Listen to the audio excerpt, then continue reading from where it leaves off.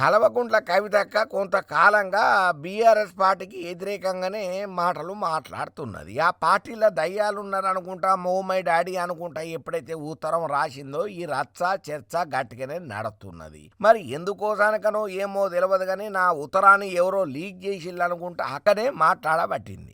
మరి ఇంత ప్రమాదకరమైనటువంటి సమస్యను ఎవరు పరిష్కారం చేయాలి, ఎవరు తీర్పు చెప్పాలి? పోనీ మధ్యలో కేటీ రామారావు సార్ ఏమన్నా అడ్డం దూరుదామా అని అంటే కేటీ రామారావు సార్ పేరు కూడా చెప్పకనే చెప్పినట్టుగానే ఇండైరెక్ట్గా కేటీ రామారావు సార్కే బాణం కూర్చోబట్టే. పోనీ హరీష్ రావణ్ సార్ ఏమన్నా ఇరుకుదామా మాట్లాడదామనంటే హరీష్ రావణ్ సార్ కూడా జరంతా నెగిటివ్గానే బాణం కూర్చోబట్టే.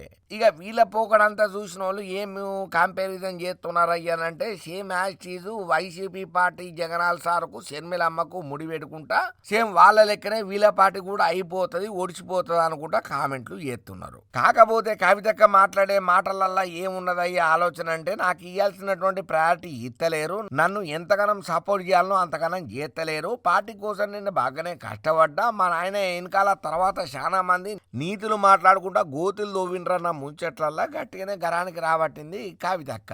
మరి ఉన్నట్టుండి బీఆర్ఎస్ పార్టీలో అంతగానం విభేదాలు ఎందుకు వచ్చినాయ్యా ఏమా కదా పురాగా చెప్పాలంటే మాత్రం ఎప్పుడు ఏ ఒక్క జర్నలిస్ట్ అడిగినా చూద్దాం కవితక్క స్టైల్లోనే సమాధానం చెప్తున్నది తప్ప అనుకున్నది అనుకున్నట్టు సమాధానం చెప్పలేకపోతున్నది. ఇంక అంతనే కాకుండా చాలా సందర్భాలలో ఏమంటున్నది అయ్యా మన కల్వకుంట్ల కవితక్క అంటే ఈ మీడియా వాళ్ళు నేను ఏది మాట్లాడినా వక్రీకరణ చేసి మాట్లాడుతున్నారు, అది చాలా తప్పు, గట్లా ఇయ్యొచ్చునా అనుకుంటా వాళ్ళని ఎడ్డించినట్టు గరానికి రాబట్టింది. ప్రతి చిన్న ముచ్చట్లను కూడా భూతద్దం పెట్టుకొని మీడియాలో చూపెడుతున్నది. ఇది కరెక్ట్ పద్ధతి కాదు. మునుగోడు ఎమ్మెల్యే రాజగోపాల్ రెడ్డి ముఖ్యమంత్రికి వ్యతిరేకంగా మాట్లాడుతున్నాడు, ముఖ్యమంత్రి చేసిన మాటలను ఖండన చేస్తున్నాడు.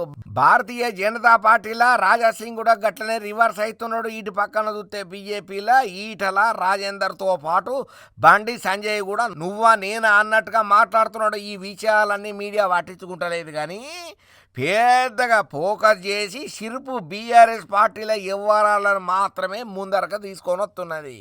ఏ పార్టీలనైనా విభేదాలు ఉన్నాయి, లేకుండా ఏ పార్టీ లేదు. కానీ ఎవరైతే కొంతమంది స్వార్థపూరితంగా మాట్లాడుతున్నారో ఈ చాలా తప్పుడు మాటలు అని కవితక్క ఏదైతే వీడియో ఇడిచిందో మస్తు వైరల్ అవుతున్నది. ఇంక అంతనే కాదు, తెలంగాణ రాష్ట్ర రాజకీయాలల్లో నేను ఒక చక్రాన్ని దిప్పబోతున్నా తస్మాత్ జాగ్రత్త అన్నట్టుగా చెప్పకనే చెప్పుకుంటూ వచ్చింది అయ్యా మన కల్వకుంట్ల కవితక్క.